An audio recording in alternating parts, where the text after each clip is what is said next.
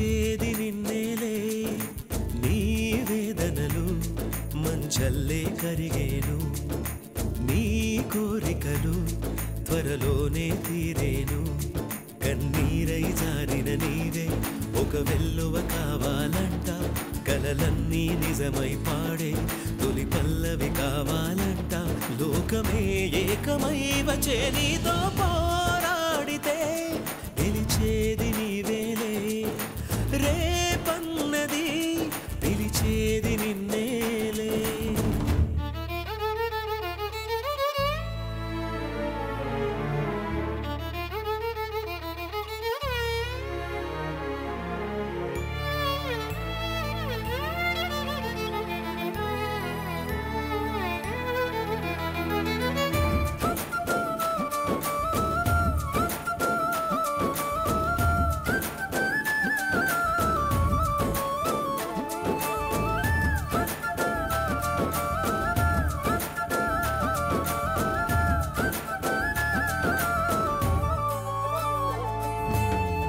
మగువన్నది వజ్రాయుధం కొండల్ని పిండే చేస్తుంది మగువన్నది ఆగని రథం ఆపదల అంతే చూస్తుంది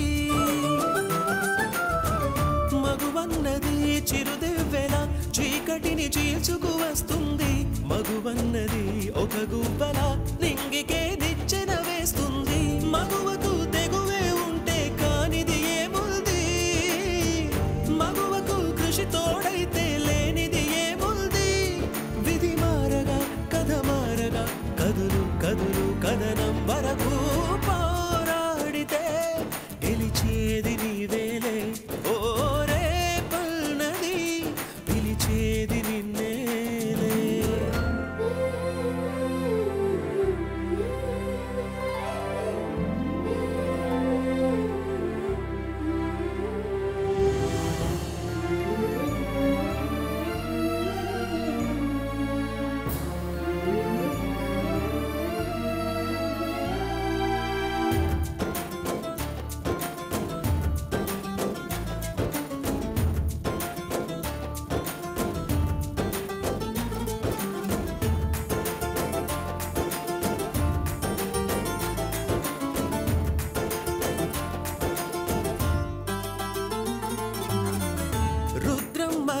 నాగమ్మల స్త్రీ శక్తి నీలో ఉన్నదిలే అవలన్నది సబలైనది ఆచరిత కాలం కన్నదిలే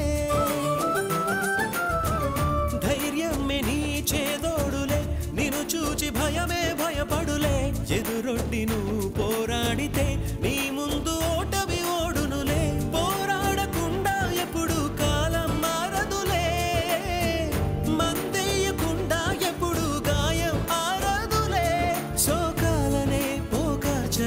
కదులు కదులు కదనం వరకు పోరాడితే గెలిచేది నీవేలే ఓ రేపన్నది పిలిచేది నిన్నే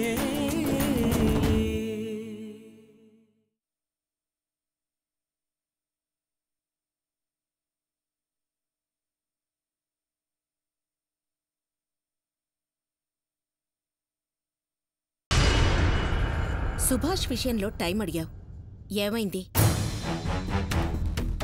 చెప్పు ఇంకా టైం ఇవ్వమంటావా లేక మెమో ఇవ్వమంటావా ఏంటి మేడం వాడి గురించి నాకు మెమో ఇస్తాను భయపడుతున్నారు బ్యాంకులో చాలా మంది లోన్ తీసుకుంటూ ఉంటారు అందులో కొందరు ఎగ్గొడుతూ ఉంటారు అందరూ ఒకేలా ఉంటారా ఏంటి చూడు సుబ్రహ్మణ్యం ఏదో ఉదాహరణలు చెప్పి మ్యాటర్ డైవర్ట్ చేసే ప్రయత్నాలు నా దగ్గర చేయొద్దు చేసే పని మీద శ్రద్ధ అవసరం అంతేకాని కారణాలు చెప్పి పని తప్పించుకోవాలని చూడొద్దు ఆ సుభాష్ లాంటి వాళ్ళకి చనివిస్తే వాళ్ళు మన నుంచి తప్పించుకోవడం కాదు మనమే తప్పించుకుపోయే అవకాశం ఇచ్చిన వాళ్ళం అవుతాం ముందు అతని దగ్గర డబ్బులు వసూలు చేసే విషయం చూడు వసూలు అవ్వవు అనుకుంటే అతని ఇంటి డాక్యుమెంట్స్ మన దగ్గరే ఉన్నాయి కదా దాన్ని వేలం వేసి వసూలు చేసుకునే ఏర్పాటు చేద్దాం విషయం అంతదాకా ఎందుకులేండి మేడం వెళ్ళనివ్వడం ఈలో పదంతో మాట్లాడి డబ్బు కట్టించే ఏర్పాటు చేస్తాను ఎప్పుడు ఏర్పాటు చేసేది మాట్లాడతా డబ్బు కట్టిస్తా అని నేను ఈ బ్యాంక్ వచ్చిన దగ్గర నుంచి అంటూనే ఉన్నావు ఇదేంటి కట్ చేస్తున్నాడు చూడు మిస్టర్ సుబ్రహ్మణ్యం నువ్వు నీ ఇష్టానుసారం ప్రవర్తించడానికి ఇది నీ ఇల్లు కాదు. నీ రెస్పాన్సిబిలిటీ తెలుసుకొని బిహేవ్ చేయటం మంచిది.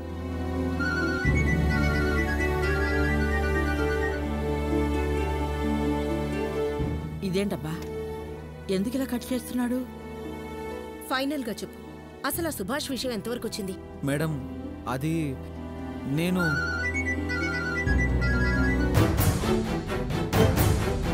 అసలు నా క్యాబిన్లోకి ఎంటర్ అయ్యే ముందు సెల్ ఆఫ్ చేయాలని కూడా తెలీదా? వెళ్ళి మాట్లాడి ఆ సెల్ ఆఫ్ చేసిరా. వెళ్ళు.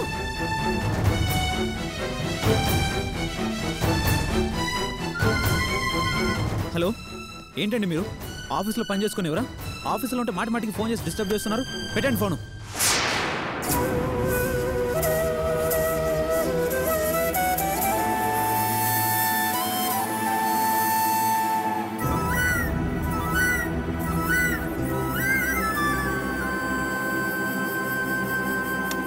ఎవరికైనా నువ్వు ఫోన్ చేసేది?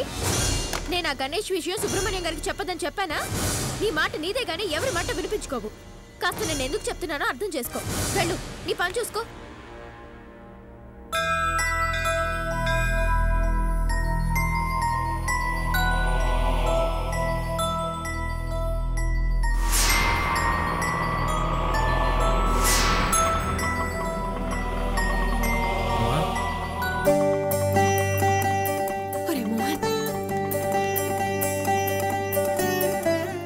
తీసుకో. అమ్మా అమ్మా. ఒరే మోహన్, ఎలా ఉన్నావురా? బాగున్నానమ్మా, నువ్వెలా ఉన్నావు? ఏదో బాగున్నానులే. నీ పాటికి నువ్వు వెళ్ళిపోతే ఈ అమ్మ ఏమైపోవాలనుకున్నావురా? అమ్మా, ఆ రోజు నేనేదో బాత్తో ఆవేశంగా ఇంట్లోంచి వెళ్ళిపోవాలనిపించి వెళ్ళిపోయానే. కానీ అలా వెళ్ళిపోవడం ఒకందుకు మంచిదే అయింది. నాకు గొప్ప వ్యక్తితో పరిచయం అయిందమ్మా. ఆయన చాలా మంచివాడు, పైగా ఆస్తిపరుడు. ఆయన వల్ల నాకు ముందు అంతా మంచిగా జరగబోతుందమ్మా. నువ్వు వెళ్ళిపోవటం వల్ల నీకు మంచి జరిగింది, కానీ నేను మాత్రం ఇక్కడ చాలా చిక్కుల్లో పడిపోయానురా. నువ్వు డబ్బులు తీసుకెళ్లిపోయావని వాళ్ళంతా నన్ను అన్నాను మాటలని జీవోత్సవాన్ని చేశారా. నీ నాన్నకేమో ఆ శ్రావణి మీద కొత్త ప్రేమ పుట్టుకొచ్చేసింది. లలిత కూడా ఏవో మాయ మాటలు చెప్పేసి దాని మనసు మార్చేసి నన్ను తిట్టే స్థాయికి తీసుకొచ్చారా. ఇప్పుడు ఆ ఇంట్లో నేనెవరూ లేని అనాథలా బ్రతుకుతున్నాను. అమ్మా, జరిగిన దాని గురించి నువ్వు ఆలోచించి బాధపడకు. ఇక నేను వచ్చేసానుగా, అంతా నేను చూసుకుంటాను. నువ్వేం దిగులు పడకమ్మా. దిగులు పడకుండా ఎలా ఉంటానురా? నా ఆశలన్నీ నిరాశలైపోయాయి. నా మాటే అక్కడ చెల్లుబడి లేకుండా పోయింది. అదేమో పైగా చదువుకుంటానని కాలేజీలో చేరింది. నువ్వేమో ఖాళీగా తిరుగుతున్నావు. నా మనసు ఎంత బాధగా ఉంటుందో తెలుసా? అన్నట్టు అప్పుడు శ్రావణ్ని పెళ్లి చేసుకుంటానని ఒకడు మన ఇంటికి వచ్చాడు, గుర్తుందా? ఎవడు? ఆ పోలీసోడా? కాదురా, వాడికంటే ముందు ఇంకొకడు వచ్చాడు. సుబ్రహ్మణ్యం అని బ్యాంకులో పనిచేస్తాడే వాడు. వాడే దీనికి కాలేజీలో ఫీజు కట్టి కాలేజీలో చేర్పించాడంట. ఒరే, నువ్వు చదువుకోకుండా అది కాలేజీకి వెళ్ళి చదవటానికి వీల్లేదు. నువ్వు ఇంట్లో ఉంటే అది కాలేజీకి వెళ్ళి చదివితే నేను సహించలేనురా. అమ్మా, ఇలాంటిదేదో జరుగుతుందని తెలిసే ఆ కళ్యాణ మండపంలో గొడవ మొదలవగానే నేను ఇంటికి వచ్చి డబ్బు తీసుకుని జంప్ అయిపోయా. మంచి పని చేసావు. అవును, ఆ డబ్బంతా జాగ్రత్తగా దాసావు కదా? అమ్మా, ఇప్పుడు ఆ 3 లక్షల్ని 4 లక్షలు చేశానమ్మా. ఏంట్రా నువ్వు అనేది? 3 లక్షల్ని 4 లక్షలు చేసావా? డబ్బులు ఎగరేసుకెళ్ళాడు, ఇంక వాడి చేతులు ఏం మిగులుతాయి? హారత కర్పంలా ఖర్చు చేసేస్తాడు. ఇక మన మొహానికి మసే మిగులుతుందని ఆ ముసలిది వాగుతుందిరా. దానికి మీ నాన్నేమో తలూపుతున్నాడు. నువ్వేమో 3 లక్షలు 4 లక్షలు చేశాను అంటున్నావు. ఎలారా? అమ్మా, మీ అందరికీ నా గురించి అంతే తెలుసు, కానీ నా తెలివితేటల గురించి నాకు మాత్రమే తెలుసు. సరే గాని ఆ 3 లక్షల్ని 4 లక్షలు ఎలా చేసావో చెప్పు. అమ్మా, అది జస్ట్ రూమ్ లో కూర్చుని ఆన్లైన్ లో సంపాదించానమ్మా. ఇప్పుడు నీకు ఆ వివరాలని చెప్పినా అర్థం చేసుకోవడం నీ బుర్ర వల్ల కాదులే, కానీ అది ఇంటలెక్చువల్స్ చేసే బిజినెస్. నీకు అన్ని వివరాలు తీరుగా చెప్తా కదా. సరేలేరా, ఆ డబ్బు పెట్టుకుని ఇంజనీరింగ్ సీట్ కొనుక్కోవచ్చు కదా. అమ్మా, డబ్బు పెడితే ఏదైనా కొనొచ్చన్న విషయం నేను తెలుసుకుని వచ్చానే. నాకు బాగా జ్ఞానోదయమైంది. ఇక మీదట ఎప్పుడు ఏం చేయాలో అన్ని నేను చూసుకుంటాను. 10 ఇంటికి వెళ్దాం. రే, నీకు ఫోన్లో చెప్పిన విషయం గుర్తుంది కదా? ఆ డబ్బుకి నీకు ఎటువంటి సంబంధం లేదు. వాళ్ళ దృష్టిలో ఆ డబ్బు పోయినట్టే. వాళ్ళ ఆ డబ్బు గురించి అడిగితే నువ్వేం మాట్లాడుకో. మిగతా సంగతంతా నేను చూసుకుంటాను. అలాగే అమ్మా. అన్నట్టు చెప్పడం మర్చిపోయాను. నీ సెల్ ఫోన్ నుంచి ఆ కనకానికి ఒకసారి ఫోన్ చేసి నేను చెప్పినట్టు మాట్లాడు. ఎందుకే? అబ్బా, ఆ సంగతంతా తర్వాత చెప్తాను. ముందు ఫోన్ చేసి మాట్లాడను. ఏం మాట్లాడతావంటే,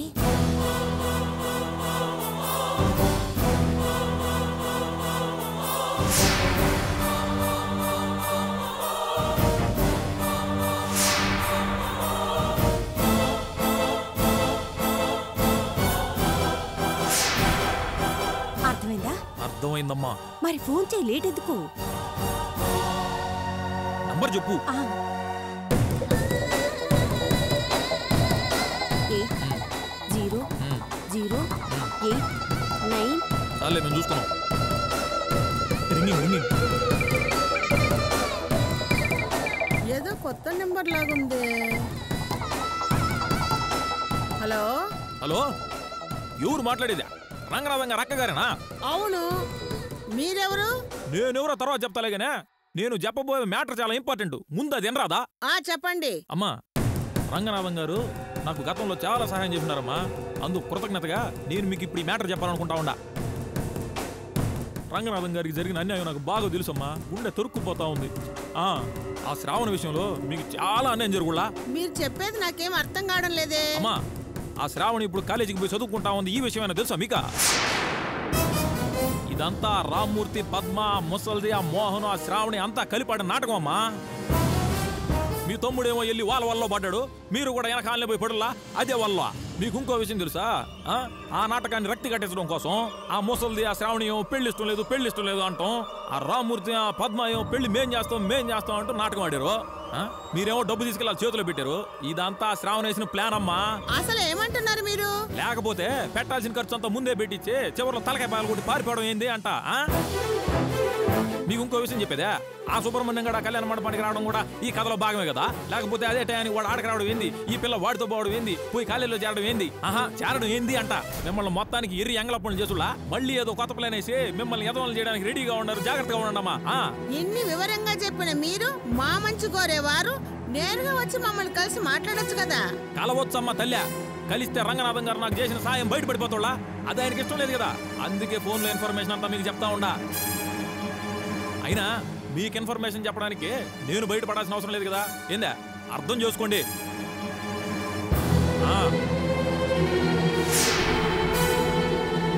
ఎలా ఉందమ్మా నా యాక్షన్? అవునమ్మా, నాకు డౌట్. ఇప్పుడు నేను చెప్పిన దాన్ని బట్టి వాళ్ళు నిన్ను అనుమానిస్తే? అయ్యో, నన్ను ఎప్పుడో అనుమానించి నా మీద ఇంతటి కోపం పెంచుకున్నారా? ఆ కోపాన్ని శ్రావణి మీదకి మళ్లించడానికి ఇలా ఫోన్ చేయమని చెప్పాను. ఆ కనకానికి ఈ ప్లాన్ అంతా శ్రావణియే చేసిందని తెలిస్తే కోపంతో ఊగిపోయి శివతాండవం చేస్తుంది. ఇక శ్రావణి మీద పగబట్టి కక్ష తీర్చుకునేదాకా వదలదు. ఆ కనకం శ్రావణి వెంట పడిందనుకో, అప్పుడు మనం తీరిగ్గా కూర్చుని వేడుకంతా చూద్దాం గాని. సూపరే నీ ప్లాన్. అదా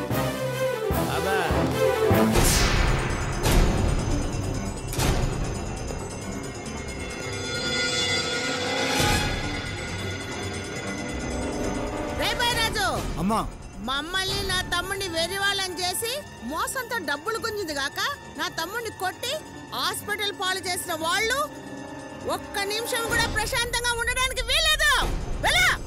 వాళ్ళ ఇంట్లో సామాన్లు బయట పడేసేసి ఆ రామ్మూర్తి కుటుంబాన్ని నడి రోడ్లో నిలబెట్టి ఆ ఇంటికి తాళం వేసి రండి. వెళ్ళండి. కనకం, నేను చెప్పేది కాస్త విను. ముందు వీడి ఆరోగ్యం కుదుటపడి మనం ఇంటికి వెళ్ళిన తర్వాత వాళ్ళ సంగతి చూడొచ్చు. యువత లీడు ఇలా ఉంటే అక్కడికి వెళ్ళి ఆ గొడవ చేయడం అవసరమా? కాస్త ఆలోచించే. మీరు నోర్మేండి. మనం ఎలా మోసపోయామో, వాళ్ళు ఎంత తెలివిగా మోసం చేశారో ఎవరో మూడో వాడు ఫోన్ చేసి కాస్త కళ్ళు తెరవండి అని చెప్పాడు. వాడికి మా తమ్ముడు చేసిన సహాయానికి కృతజ్ఞతగా చెప్తున్నాను అన్నాడు. ఆ మాత్రం కృతజ్ఞత లేని ఆ పనికిమాల వాళ్ళని ఊరికనే వదలకూడదు. ఏదో సాయం చేయండి అంటే అంత డబ్బు ముష్టి వేసేవాళ్ళంగా. అలా కాకుండా నమ్మించి మోసం చేస్తారా వాళ్ళు?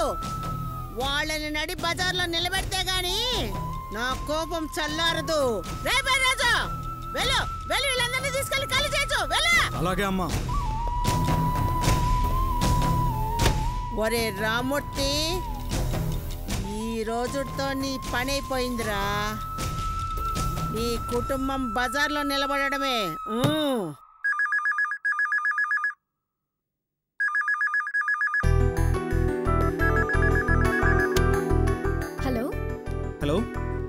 హలో, నేను సుబ్రహ్మణ్యం మాట్లాడుతున్నానండి. ఈ నంబర్ నుంచి చాలాసార్లు కాల్ వచ్చింది. ఎవరండి మీరు? నేను శ్రావణిని మాట్లాడుతున్నానండి. మీరా?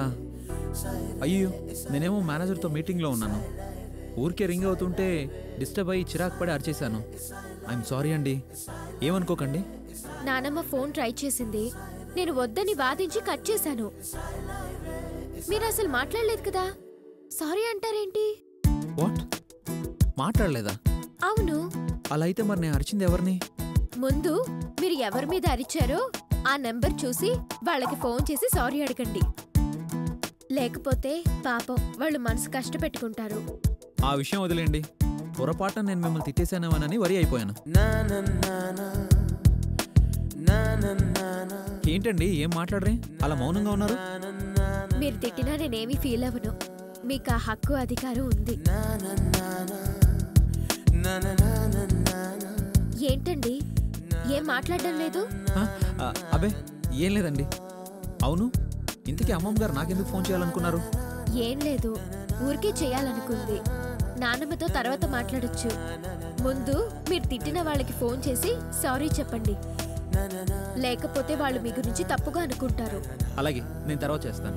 తర్వాత కాదండి, ఇప్పుడే చేయండి. నేను తర్వాత చేస్తానన్నది మీకండి. అలాగా, సరేనండి. బాయ్.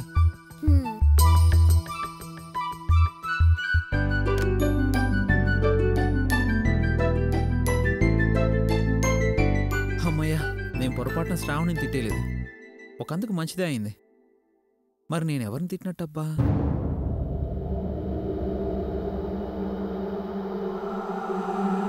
మహేశ్వరి. షట్. ఇలా సమస్యల మీద సమస్యలు వచ్చి పడుతుంటే నాకేం చేయాలో పాలుపోవడం లేదు. ఆ నరేష్ గారు గనక నేనున్నప్పుడు వచ్చినట్టయితే ఏమైతే అయింది, 4 వాయించి పంపించుండేవాడిని. కామన్ సెన్స్ లేని ఫెలో. కానిస్టేబుల్ అంటే కానిస్టేబుల్. రే, మన టైం బాగోలేదురా. అందుకే లేనిపోని చిక్కులన్నీ మన మెడ చుట్టుకుంటున్నాయి. మనం ఒకటి తలుస్తే దైవం మరొకటి తలుస్తున్నాడు. ఏదేమైనా మనం కొన్నాళ్ళు అన్నిటికీ తల వంచి కాస్త ఓపికగా ఉండడమే మంచిదిరా. ఆ మోహన్ గారు ఎక్కడున్నాడో ఏమో.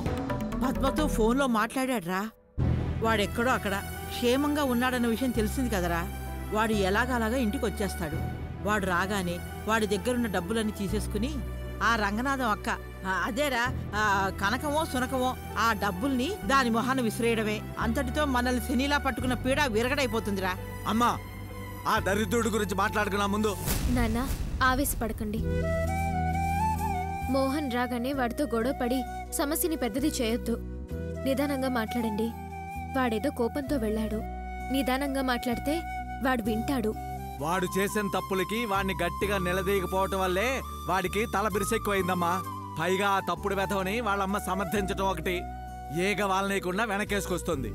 అసలు సగం దాని మూలానే వాడు అలా తయారయ్యాడమ్మా. పోనీయండి నాన్న, వాడేదో తెలుసో తెలియకో అలా చేసుంటాడు. చిన్నతనం, మంచితనంగా చెప్పి వాణ్ణి మార్చాలి.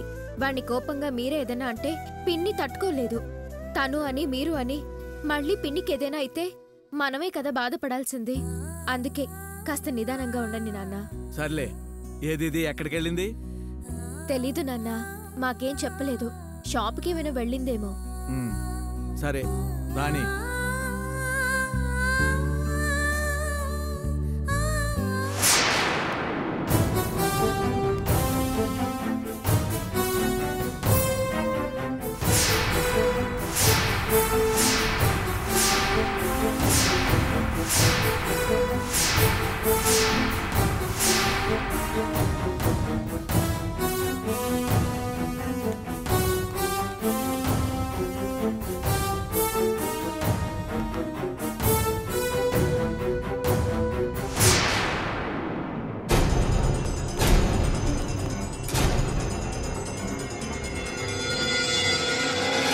ఇలా ఇవ్వరా. ఆగో, ఇన్ని రోజులు ఎక్కడికి వెళ్ళావురా? దీని పెళ్లి రోజున వెళ్ళావు, ఇప్పుడు వస్తున్నావు. ఇన్నాళ్ళు ఎక్కడికి వెళ్ళావు? సరే, ఇప్పటికైనా వచ్చావు, సంతోషం. ఆ డబ్బులు ఎక్కడరా? నిన్నేరా అడిగేది. ఆ డబ్బులు ఎక్కడా? డబ్బులా? ఏ డబ్బులు?